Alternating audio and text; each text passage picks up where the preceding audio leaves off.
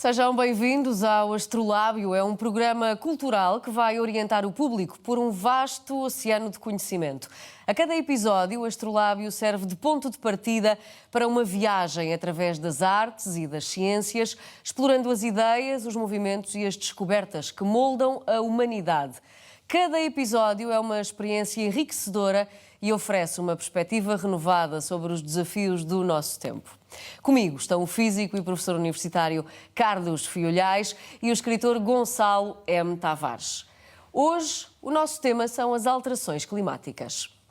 Em todo o planeta, o clima está a mudar a uma velocidade nunca vista e os efeitos dessas alterações são mesmo uma realidade. De secas e incêndios devastadores, ao aumento de tempestades violentas e ao degelo em regiões polares, os sinais dos problemas climáticos são cada vez mais evidentes. A pergunta a que todos devemos responder é o que estamos a fazer para enfrentar este desafio global e o que é que podemos fazer, que ainda não foi feito.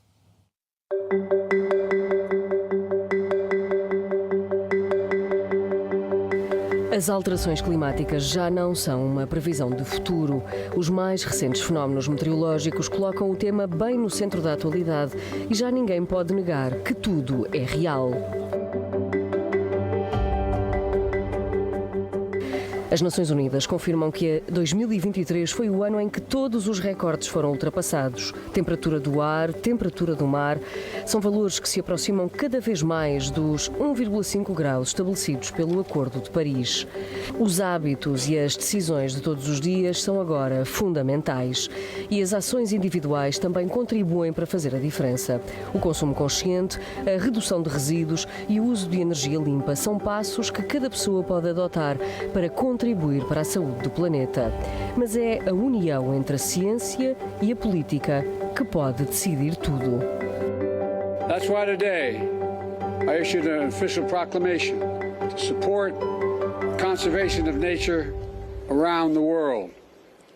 Because the fight to protect our planet is literally a fight for humanity, for generations to come.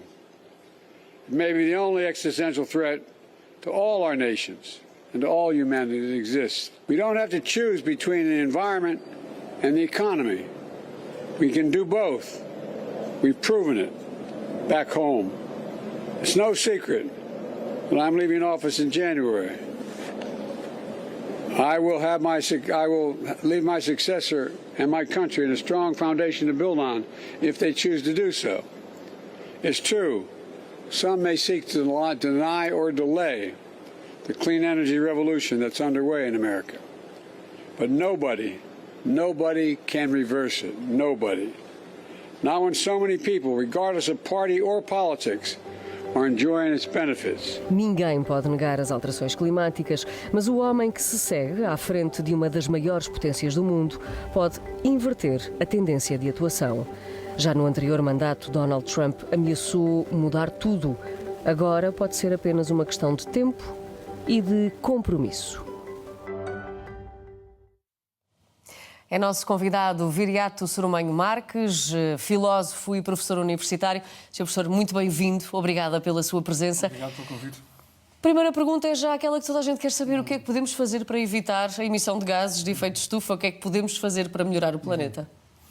Bom, para além daquelas ações individuais que foram mencionadas na peça e noutras, há uma questão essencial que é a mudança da organização social, a mudança do estilo de vida, que envolve a forma de produção, a forma de consumo, a forma de transporte, e fazê-lo a uma escala que, sendo local, deverá também ser articulada com a região, com o país, com o continente, com o globo, não é? Ou seja, fazemos todos parte de um todo. Exatamente, porque a forma como nós pensamos as políticas de clima, as políticas de ambiente, talvez um aspecto que me parece importante e acho que é de princípio, que é justamente perceber que as alterações climáticas fazem parte de mudanças que estão a acontecer no sistema Terra, que envolve a criosfera, a biosfera, a litosfera, a hidrosfera, a atmosfera, no fundo, por vezes há uma tendência para... Nós temos a nossa inteligência é uma inteligência que gosta... Nós somos, de certa forma, somos filhos de animais, de seres caçadores e recoletores, gostamos de identificar um alvo, não é? E às vezes esperamos o alvo do mundo onde ele se encontra. As alterações climáticas é um sintoma mais visível do que a biodiversidade, não é? O desaparecimento da biodiversidade, a depleção da biodiversidade. Está associado, não é? Mas está associado, está tudo associado, não é? Portanto, no fundo, nós temos uma grande dificuldade em perceber a ligação que há entre uma coisa e outra, por exemplo, e há conflitos, não é? Por exemplo, atualmente a tecnologia muito primitiva para encontrar alternativas aos combustíveis fósseis, não é? Que são as principais... Pelos efeitos de estufa, exatamente. Não são tecnologias que não tenham impactos ambientais. Quer dizer, quando nós extraímos... Não há impacto zero, não é? Não há impacto zero, não é? O lítio, por exemplo... é menos, claro. Por isso é que eu digo, é muito primitivo. Aliás, já haverá outras possibilidades futuras, não é? Mas muitas vezes o problema é que há um ciclo económico. Há o ciclo ecológico e há o ciclo económico. Sem dúvida. Quando uma empresa investe no lítio, não pode, por razões meramente económicas, deixá-lo de imediato, não é? Portanto, nós temos aqui um problema de desarticulação. Ou seja, temos um problema que tem a ver com o sistema Terra, que tem a ver com, vamos dizer, o software único do nosso planeta. Nenhum planeta conhecido tem o software que nós temos, ou seja, a circulação da matéria e da energia, da forma como está. E depois temos uma visão paroquial, uma visão cristalizada, que tem a ver com a visão da soberania, a soberania da empresa, a soberania do Estado, a soberania dos nossos interesses individuais, claro, que desliga, não é? Nós funcionamos desligando. Nós precisaríamos de políticas de ligação. E não está a acontecer, não é? Nós neste momento estamos... acontecer, Viriato? Eu penso que não há outra solução senão lutar para que aconteça, não é? Agora, também não podemos, digamos, criar ilusões, ou seja, quando olhamos para o futuro, nós temos sempre, talvez, 3 elementos fundamentais, não é? Temos aquilo que nós conhecemos, aquilo que nós não conhecemos, que é muito importante também, e aquilo que podemos fazer. A única coisa em relação à qual nós temos total autonomia e depende apenas de nós é a terceira, é aquilo que nós podemos fazer. E muita esperança naquilo que não conhecemos ainda, não é? Nos sinais... Pode ser uma boa notícia. Isso é uma boa notícia, porque se nós tivermos consciência da nossa ignorância em muitos aspectos, podemos estar atentos a uma oportunidade inédita. Pois, eu concordo. Quanto àquilo que nós conhecemos, no estado da arte, os sinais não são, de facto, muito positivos. E dou vários exemplos. Por exemplo, nós temos o instrumento legal que nós temos uma Convenção do Clima, de 92, do Rio de Janeiro. As convenções são como leis internacionais que, para funcionarem, precisam de objetivos. Nas leis nacionais, nós temos as portarias que definem os objetivos. Nas convenções, temos os protocolos. Tivemos o Protocolo de Quioto, que terminou em 2012, que tinha objetivos, tinha sanções, tinha estímulos, etc. Não é? Agora temos o Acordo de Paris. Só que o Acordo de Paris não é, de facto, um protocolo, não é? Ou seja, E também não está a ser cumprido. Não está a ser cumprido, assim. Mas, na verdade, o Acordo de Paris é um encontro de boas vontades voluntárias. E eu penso que as coisas não funcionam assim. E a prova que não funcionam assim é que os objetivos voluntários não estão a ser atingidos. Tudo isto nos leva a ter um pouco de humildade e de reconhecer que não estamos, de facto, a pisar um terreno sólido. Vimos ali o Presidente Biden. O Presidente Biden, os Estados Unidos, que foram até há bem pouco tempo o líder mundial e têm vontade de continuar a ser, como sabemos. Provavelmente não vão ser. Pois, provavelmente não vão ser. Há muitos indicadores de que há mais mundo no mundo e há mais poderes no mundo, mas a verdade é que os Estados Unidos, apesar dos esforços de figuras como o vice-presidente Al Gore, esforços sinceros, genuínos e importantes, e apesar também de serem americanos de comunidade científica, temos figuras como o James Hansen e outros cientistas que tiveram um papel muito importante, a verdade é que há um acontecimento que é praticamente desconhecido da maior parte das pessoas, que foi a decisão do Senado em 1997, ainda antes do Protocolo de Quioto, em maio de 97. Eu fico sempre admirado porque isto é uma coisa quase secreta quando eu falo nisto, que é o Senado é a instituição federal americana que tem um papel fundamental na política internacional dos Estados Unidos. O Presidente tem a iniciativa, o Presidente pode propor convenções, tratados, mas se não passar por uma maioria qualificada em dois terços, não passa. E o que aconteceu foi que, em maio, portanto, ainda antes do protocolo de Kyoto ter sido aprovado na COP3 no Japão, em Kyoto, 95 deputados, porque 5 faltaram, reuniram-se com uma proposta bipartidária, republicanos e democratas, em que diziam o seguinte, diziam que nunca aprovaremos aqui nesta Câmara nenhuma redução das emissões dos Estados Unidos se existir algum outro país que não tenha também objetivos. Ou seja, eles estavam, no fundo, os Estados Unidos, o Senado, estava a opor-se a um princípio fundamental da Convenção do Rio, que é o princípio das responsabilidades comuns, mas diferenciadas. Claro. Que é o que permite que países menos desenvolvidos possam, numa fase inicial, não ter objetivos de redução. Mas pensando, se calhar, até numa questão mais geral, dando 2 passos atrás, há 2 questões que eu gostava que pudéssemos refletir.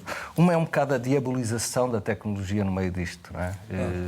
Porque, digamos, há 2 correntes. Uma que, simplificando muito rapidamente, uma que diz avançámos demais, e algum desses problemas ambientais são de avançarmos demais na tecnologia, vamos voltar, vamos regressar à natureza, não é? E há uma coisa mas isso é impossível. Sim. Mas há outro, que também é interessante, sem fazer qualquer juízo de valor, eu diria dos malucos da tecnologia, que acham que os problemas que a tecnologia criou só podem ser resolvidos por mais tecnologia, não é? Há livros até de ficção bem conhecidos, em que se uma fábrica polui um rio, a ideia é, o problema é não haver tecnologia para despoluir o rio. Portanto, por um lado esta questão da tecnologia e por outro lado a questão do antropoceno. Esta ideia, se não será um pouco arrogante, esta ideia de que nós percebe-se esta ideia de responsabilização, mas até que ponto isto não é uma arrogância quase humana de nós estarmos... Nós, no limite, estamos a mexer em qualquer coisa que parecia estar acima das nuvens, não é? Aquilo que os gregos diziam, que acima das nuvens nós não participamos, os humanos. No fundo, essas 2 questões... Mas estamos a mexer muito acima das nuvens. Agora já, às vezes, nem conseguimos ver. Há quem diga em termos que de telescópio nuvens desaparece a cor do céu, mas impede que a luz solar venha, então, que agrava o efeito de estufa. Há ficção científica. No fundo, essas 2 questões são, na verdade, a mesma. Não é? Ou seja, o que nós temos, neste momento, é dito de uma forma talvez um pouco poética até, temos uma rota de colisão entre a natureza e a cultura. Entre o mundo natural e o mundo construído. Mas colisão mesmo? Temos. Quer dizer, ou seja, todos os dados indicam isso. Mas não há outra parte, sei lá, da tecnologia que salva espécies, que... Vamos. Bem, só para intervir um bocadinho. Eu acho que nós estamos como aos dinossauros, perante um asteroide que nos vai matar a todos. Quer dizer, acho que ainda o nosso futuro ainda depende em grande medida de nós. A questão é que não há uma vontade comum organizada e não há instrumentos de ação. Mas esta ideia eu estava a tentar responder à pergunta. Tinha mais do que uma frase, não é? No fundo, o ponto de partida é este. Facticamente, nós temos uma rota de colisão. Todos os indicadores de relatórios do estado do ambiente, da biodiversidade, mostram isso. Não é? Agora, a questão fundamental é saber se essa rota de colisão pode ser atenuada e depois diferida, não é? Portanto, o objetivo é esse. Nós conhecemos bem, e a ciência moderna, que no fundo é aquela que conduziu também à tecnociência que nós temos, que nos deu poder e também nos deu problemas, não é? Identificou uma coisa fundamental, que é o determinismo das leis naturais. Toda a nossa concepção de ciência depende de uma crença que é confirmada permanentemente pela realidade. É uma crença justificada, porque a natureza é como não é como nós queremos que confirmada, seja. Como eu disse, confirmada permanentemente pela realidade. E a questão aqui fundamental é que aquilo que o Gonçalo me pergunta é, no fundo, se nós teremos, o Gonçalo e o Carlos, se nós temos uma liberdade do ponto de vista das nossas capacidades tecnocientíficas. É a pergunta que a realidade vai responder. Ou seja, na minha perspectiva, mas eu gostava muito que tivéssemos. À medida, claro, exato. O desejo já é uma parte. Exato.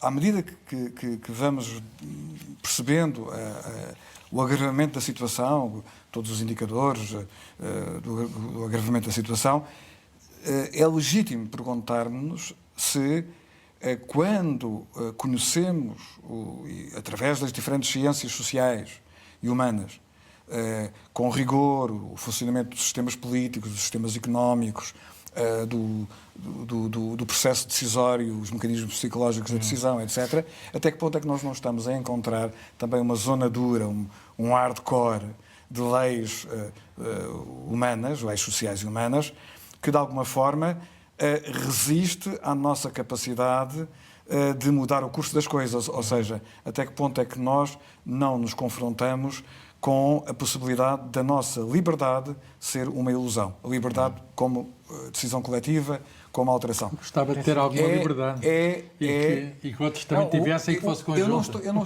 não estou a dar uma resposta, estou a colocar um problema desagradável. Sim. Não é? Porque... Mas já temos uma tendência de resposta? Quando as leis humanas se podem confundir com uma espécie de leis divinas. Exatamente. Ou, pelo contrário, nós nos remetemos a uma espécie de modéstia, o tal espaço que falta conhecer, não é? Apesar de tudo, o perigo está aí. Mas há um poeta alemão, Hölderlin. Onde está o perigo está a salvação. Onde está o perigo está a salvação. A verdadeira natureza humana revela-se em momentos difíceis e vamos ver como é que se vai revelar. Mas a questão é esta. Será que vai para além da ciência? É uma dimensão que é a dimensão da política. Claro, A ciência é uma parte indispensável. Quer dizer, não é apenas com a ciência que nos salvamos, embora sem a ciência estejamos perdidos. Agora a questão é, será que com a ciência dará a sua parte? Mas o resto é organização. Não há um governo do mundo. A questão é claro que há potências no mundo, há uns mais poderosos do que outros. Nem há um direito internacional do mundo. Nem há um direito internacional do mundo. E a questão é, será que haverá uma inteligência coletiva? Ao menos, já não estou a falar de leis, estou a falar de instinto. Instinto de sobrevivência. Instinto de sobrevivência. Eu acho que a sapiência da espécie revelar-se-á na capacidade ou não de evitar aquilo que aconteceu com os dinossauros, que é, perante o perigo, eles não podiam fazer nada. Nós podemos. Podemos? Sim. Eu julgo que tem muito a ver, pegando aqui na parte final do Carlos Filhais, eu julgo que tem muito a ver com a capacidade, efetivamente, de ultrapassarmos a dimensão do localismo, do regionalismo de interesses, uma visão paroquial. Da paróquia. E a América é a maior paróquia. Mas é quase impossível. Isso é querer um novo homem, de alguma maneira. Isso é querer um novo dinamismo cultural. As instituições, novas instituições. Sim, mas como? Como é? Novas instituições. E isso passa também, pelo menos, identificar o problema. Mundial, não é? Coração mundial. Não precisamos de um governo mundial, precisamos de um governo das questões mundiais, que é diferente. Claro. Não é? Conhecemos o suficiente da nossa condição, eu prefiro a expressão condição humana, a natureza humana.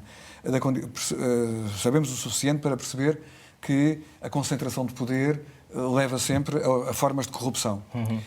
E nós conseguimos, com algum sucesso na política, através das democracias representativas, com algum sucesso conseguimos impedir a concentração de poder, mas não o conseguimos no plano económico. Ou seja, uma das coisas fundamentais e nocivas do capitalismo contemporâneo não é a iniciativa individual, que essa é muito positiva, é a concentração da riqueza em muito poucas mãos, o que, no fundo... A distribuição tem de ser diferente. O que leva... A desigualdade. A desigualdade e a aquisição e a apropriação dos sistemas políticos por um grupo muito pequeno e muitas vezes desconhecido de atores.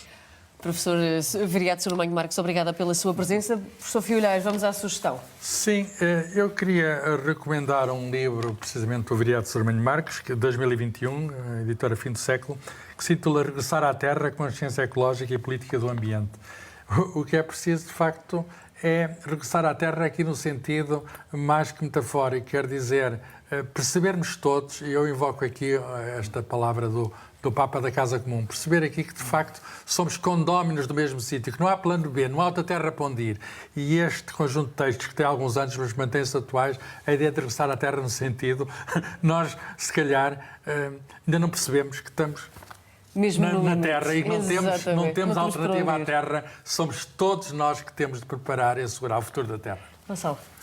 Este livro Advento, de Gunnar Gunnarsson, é, de alguma maneira, o homem contra os elementos, não é? Uma espécie de resistência, porque é engraçado falarmos aqui de alguma maneira da tragédia ambiental criada muitas vezes pela tecnologia, por uma espécie de avidez económica, mas é interessante pensar na própria natureza como um obstáculo, por vezes, não é?